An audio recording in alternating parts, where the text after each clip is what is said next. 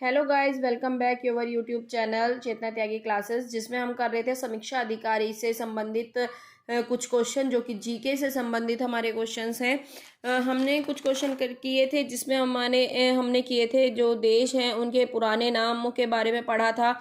कुछ उनके पुराने नाम क्या थे, राष्ट्रीय कांग्रेस के बारे में हमने कुछ संबंधित प्रश्न किए थे और कुछ किए थे हमने नाभिकीय शक्ति संरक्षण से संबंधित प्रश्न हम कर चुके हैं।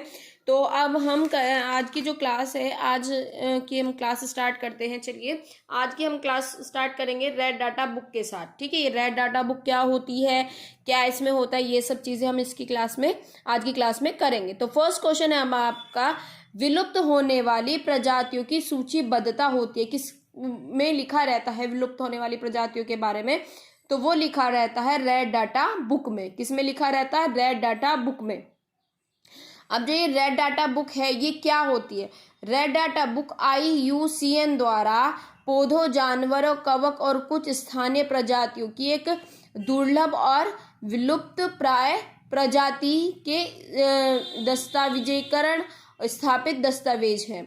ठीक है, जो हर राज्य की और हर देश की अलग अलग होती है। यानी कि रेड डाटा बुक वो बुक है जिसमें आपके क्षेत्र में पाए जाने वाले, आपके देश में पाए जाने वाले जो जीव जंतु हैं, जो या पौधे हैं, जिनके बारे में लिखा रहता है कि ये विलुप्त होने वाले हैं या हो चुके हैं, या इनकी जिनकी जनसंख्या कितनी है, इसके बारे में, इनके पूरी डिटेल जिनके बारे में लिखी रहती है, वो होती है हमारी रेड डाटा बुक। ये अपनी हर राज्य के और हर देश की अलग अलग होती है।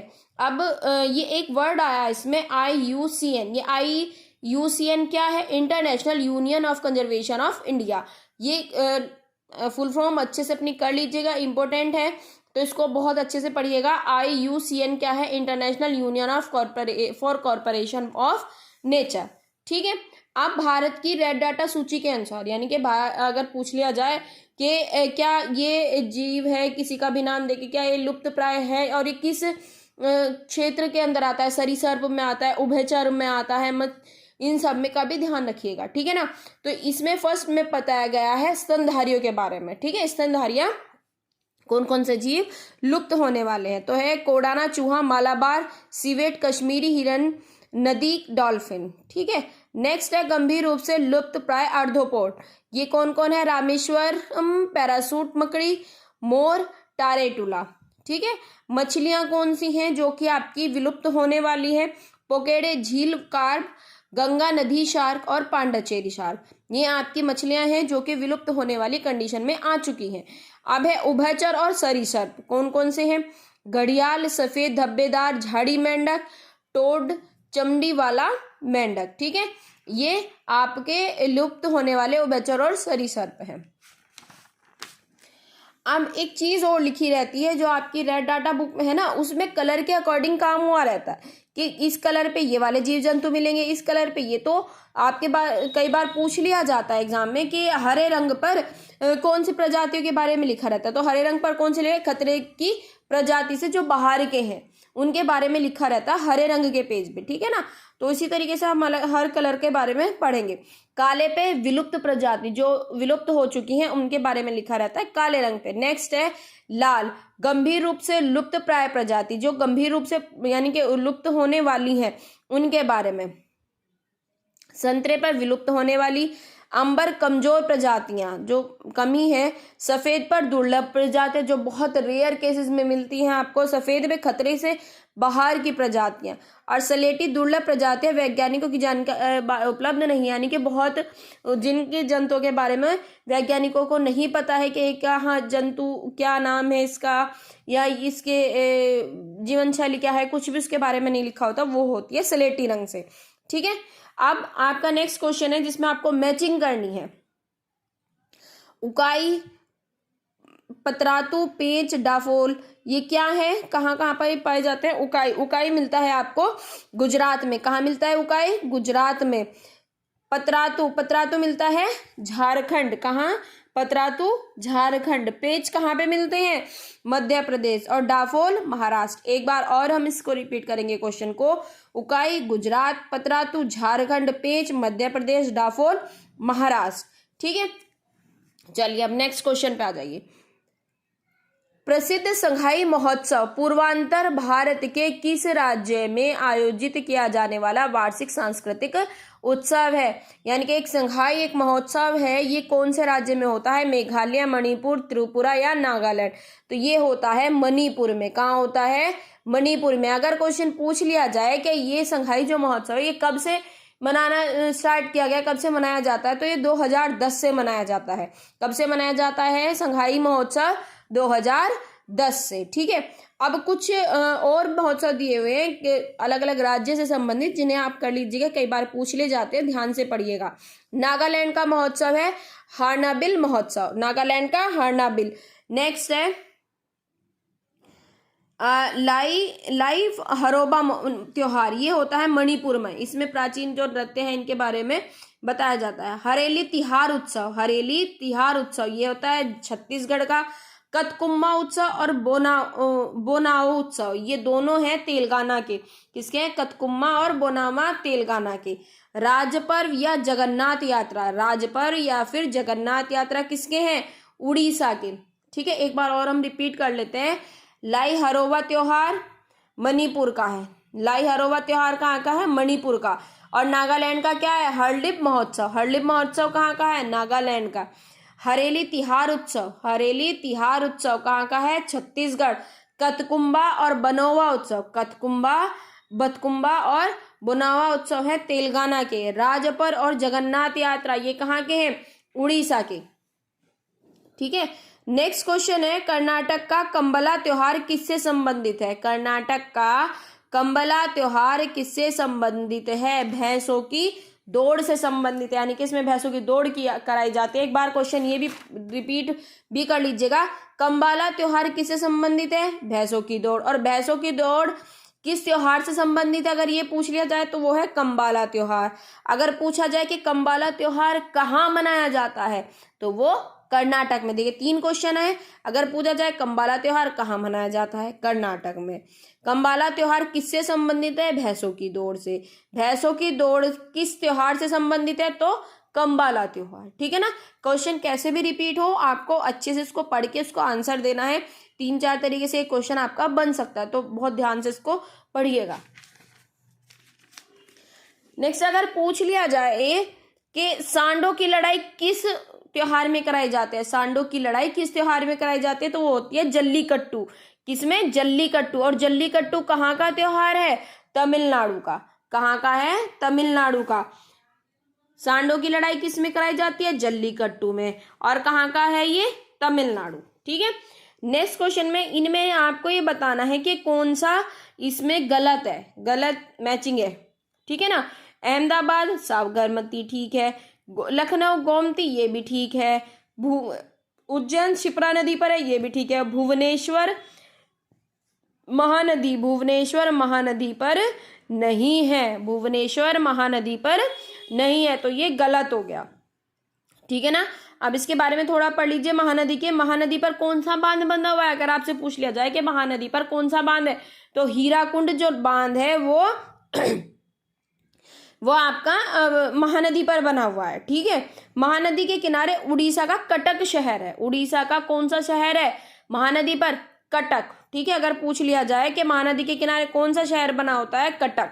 और कटक में किसका जन्म हुआ था? सुभाष चंद्र बोस का। ये भी ध्यान कर लीजिएगा, सुभाष चंद्र बोस का जन्म कहाँ हुआ था? कटक। कटक किस नदी पर बना हुआ है? महानदी पर। महानदी पर कौन सा बांध है?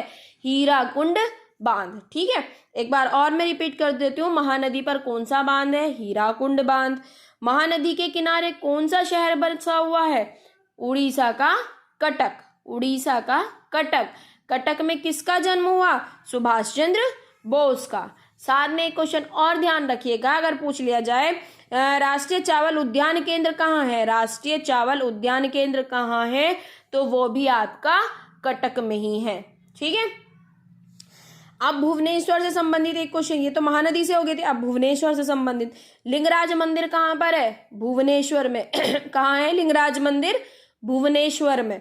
ठीक है, और लिंगराज मंदिर का निर्माता किसने कराया था? निर्माण कराया था यतीति केसरी ने। किसने?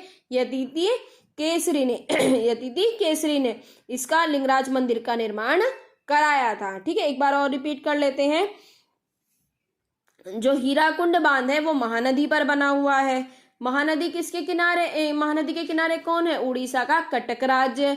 कटक राज्य सुभाष चंद्र बोस का जन्म हुआ था कटक राज्य में ही, और कटक शहर में ही आपके राष्ट्रीय चावल उद्यान का केंद्र है। ठीक है, भुवनेश्वर लिंगराज मंदिर है भुवनेश्वर में, और इसका निर्माण किसने कराया? यतिथि केसरी ने। ठीक है, ये इतना समझ आ गया होगा। अब आगे चलिए, ये भी आपकी मैचिंग मतलब एक इसमें से बताना है जो मैचिंग नहीं है, इसमें गलत है। जोश मलिहाबाद, ठीक है। जिगर मुरादाबाद, चक्रबसत लखनऊ, ठीक है। रघुपति सहाय फिराक, ये इसमें गलत है, ये गोरखपुर इसका आंसर सही होगा। यानी कि इसमें इनके जन्म स्थान दिए हुए हैं, जिसमें रघुपति सहाय का जो जन्म स्थान है वो है गोरखपुर। ठीक है, रघुपति सहाय के बारे में कुछ कर लीजिए। क्या इलाहाबाद में क्या था उनका? रघुपति सहाय फिराक इलाहाबाद में, इलाहाबाद विश्वविद्यालय में प्रोफेसर थे वो। इलाहाबाद में, उनका जन्म गोरखपुर में हुआ था, लेकिन वो इलाहाबाद में एक प्रोफेसर थे। कौन से विश्वविद्यालय में? इलाहाबाद विश्वविद्यालय में।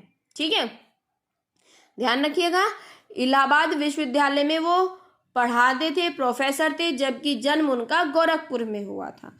ठीक है, नेक्स्ट क्वेश्चन है, उत्तर प्रदेश के इंदिरा गांधी नक्षत्रलय स्थित है। कहाँ है उत्तर प्रदेश में इंदिरा गांधी नक्षत्रशाला? ये है लखनऊ में, और इसका निर्माण कब हुआ? 2009 में। अगर पूछ लिया जाए इंदिरा गांधी नक्षत्रशाला कहाँ है, किस राज्य में है, अगर राज्य की बात की जाए उत्तर प्रदेश में। ठीक है, अगर पूछ लिया जाए कि उत्तर प्रदेश में इंदिरा गांधी नक्षत्रशाला कहाँ है उत्तर प्रदेश में, तो वो है लखनऊ में। और इंदिरा गांधी नक्षत्रशाला का निर्माण कब हुआ? 2009 में। ठीक है, चलिए नेक्स्ट क्वेश्चन कीजिए। निम्न में से कौन अनाज दाने का उत्पाद है? कौन अनाज दानों का उत्पाद है? ओटमील, संगवा, सोया फ्लोर, अरारोट। तो ये है ओटमील। ओट कैसे बनता है? ओटमील जई को पीस कर। अगर पूछा जाए ओटमील कैसे बनता है, तो वो जई को पीस कर बनता है। नेक्स्ट क्वेश्चन है, भारतीय तमिल उत्कृष्ट केंद्र को मैसूर से चेन्नई स्थानांतरित किया। भारतीय तमिल उत्कृष्ट केंद्र को मैसूर से चेन्नई स्थानांतरित किया। कब किया? 2008 में। कब किया? 2008 में। और स्थापना कब हुई थी? अगर पूछ लिया जाए स्थापना हुई थी 2006 में। अगर क्वेश्चन ये होता है कि शास्त्रीय तमिल उत्कृष्ट केंद्र की स्थापना कब हुई, तो मैसूर में। अगर पूछ लिया जाए शास्त्रीय तमिल उत्कृष्ट केंद्र की स्थापना कहाँ हुई, तो कहाँ में? मैसूर आएगा। और मैसूर से वो बाद में ट्रांसफर कहाँ हुआ उसका? चेन्नई में, लेकिन स्थापना उसकी मैसूर में हुई थी, तो ध्यान रखिएगा। अब है CFECT की फुल फॉर्म क्या है? तो centre of excellence of classical Tamil, जो आपका ये है शास्त्रीय तमिल उत्कृष्ट केंद्र। ठीक है, इसका ध्यान रखिएगा। इसके अंदर शास्त्रीय भाषा में कौन कौन सी भाषा इससे संबंधित थी, तो एक बार ये भी कर लीजिएगा। इसमें थी तमिल, तेलुगु, कन्नड़, मलयालम, संस्कृत और उड़िया। तमिल, तेलुगु, कन्नड़, मलयालम, संस्कृत और उड़िया। एक बार और ये क्वेश्चन हम दोबारा रिपीट कर लेते हैं, कंफ्यूज मत हो जाना। शास्त्रीय तमिल उत्कृष्ट केंद्र को मैसूर से चेन्नई कब स्थानांतरित किया गया? 2008 में। स्थापना कब हुई? 2006 में। ठीक है, इसमें कौन कौन सी भाषाएं हैं? अगर गिनती की पूछ लिया जाए तो कितनी है? 1 2 3 4 5 6। अगर पूछ लिया जाए कि शास्त्रीय भाषा में कौन कौन कितनी भाषाएं हैं, तो 6। ठीक है, और कौन कौन सी हैं? तमिल, तेलुगु, कन्नड़, मलयालम, संस्कृत और उड़िया। ठीक, नेक्स्ट है, हाजी अली दरगाह किस शहर में स्थित है? हाजी अली दरगाह किस शहर में स्थित है? तो यह है बम्बई में। ठीक है, कहाँ है? बम्बई में। ठीक, थोड़ा सा अब इसके और क्वेश्चन से संबंधित कर लेते हैं। अजमेर में शेख मुइनुद्दीन चिश्ती की दरगाह है। अगर पूछ लिया जाए कि अजमेर में किसकी दरगाह है, शेख मुइनुद्दीन चिश्ती की। अगर शेख मुइनुद्दीन चिश्ती की दरगाह कहाँ है, तो वो है हमारा अजमेर में। ठीक है, क्वेश्चन को दोनों तरीके से ध्यान रखना है। अजमेर में किसकी दरगाह है, शेख मुइनुद्दीन चिश्ती की। शेख मुइनुद्दीन चिश्ती की दरगाह कहाँ है, तो वो है आपकी अजमेर में। हैदराबाद में क्या है हमारा, हैदराबाद में चार मीनार। हैदराबाद में क्या है, चार मीनार। और चार मीनार का निर्माण किसने किया, कुली कुतुब शाह। कुली कुतुब शाह ने इसका निर्माण कराया था। नेक्स्ट है दिल्ली में क्या है, कुतुब मीनार। दिल्ली में क्या है, कुतुब मीनार और कुतुबुल इस्लाम मस्जिद। ठीक है, मुंबई सालेसर द्वीप पर स्थित है। अगर आपसे पूछ लिया जाए मुंबई किस द्वीप पर स्थित है, तो मुंबई सालेसर द्वीप पर स्थित है। मुंबई का वास्तुकार कौन था, गेराल्डो ओंगियार। कौन था, गेराल्डो ओंगियार। ठीक है, मुंबई का वास्तुकार कौन था, गेराल्डो ओंगियार। और 2.5 दिन का झोपड़ा किसने बनवाया, ऐबक ने, कुतुबुद्दीन ऐबक ने।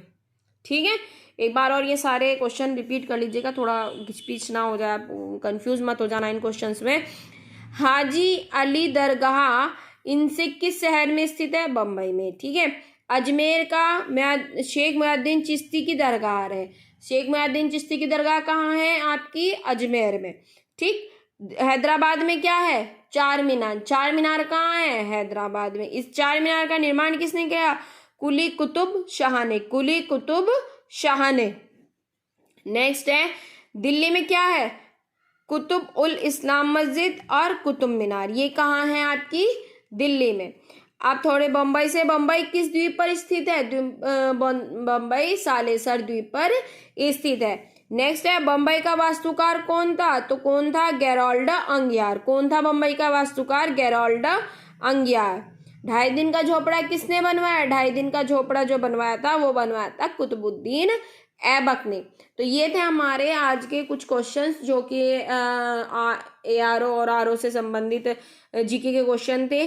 और आपको ये क्वेश्चंस कैसे लगे, समझ आए हैं या नहीं आए हैं, प्लीज़ कमेंट ज़रूर कीजिए, वीडियो को शेयर कीजिए, जिससे कि मैं और अच्छे से क्वेश्चंस आपके लिए लाने की कोशिश करूं। और अगर आप फर्स्ट टाइम वीडियो देख रहे हैं तो प्लीज़ वीडियो को शेयर, लाइक और सब्सक्राइब ज़रूर कर दीजिए। आज की क्लास में इतना ही, गुड बाय।